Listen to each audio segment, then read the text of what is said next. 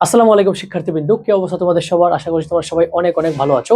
তোমাদের জন্য আজকে অনেক ইম্পর্টেন্ট একটা টপিক নিয়ে আসলাম, সেটা হলো কিভাবে সিকিউ পড়া উচিত আমাদের। ঠিক আছে, আমরা গাইড খুললে দেখি অনেক অনেক সিকিউ আমাদের বই ভরা, অনেক অনেক সিকিউ। ধরো একটা চ্যাপ্টারের মধ্যে আমাদের 40টা সিকিউ আছে।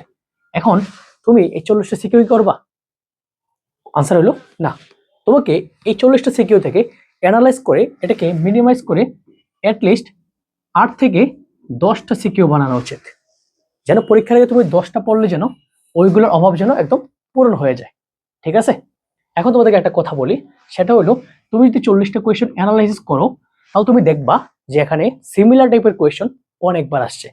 এখন ধরো আমি ম্যাট্রিক্স এবং নির্ণায়ক চ্যাপ্টারের কথাই বললাম বললাম যে এখানে দেখো তোমাদের, আমরা দেখছি যে অনেকগুলো সিকিউতে আমাদের ইনভার্স যে ম্যাট্রিক্স সেটা অনেকবার আসছে।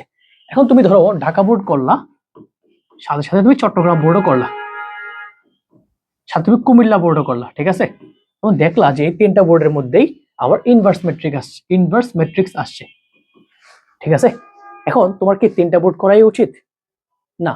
আনসার হলো তোমাকে এখান থেকে যে কোনো একটা বোর্ডটাই করা উচিত, যেটা সবচেয়ে হার্ড। একইভাবে ক্রেমারের নিয়ম দেখবা অনেকগুলো বোর্ডে আসছে, তোমাকে ওখান থেকে একটা নিয়ম, একটাকে তোমার টার্গেট করা উচিত। একইভাবে যতগুলো কোয়েশ্চেন আছে, ডিটারমিনেন্ট বলো নির্ণায়ক বলো যা কিছু বলো না কেন, সবগুলো দেখবা যে আমার একটা কমন কিছু ক্রাইটেরিয়ার মধ্যে আসে ম্যাচ খাচ্ছে। ঠিক আছে, তো আমাদের সিকিউ গুলো এমন ভাবে পড়া উচিত, আমাদের সিকিউ গুলোকে কমে যেন আমরা 8 থেকে 10টার মধ্যে নিয়ে আসতে পারি।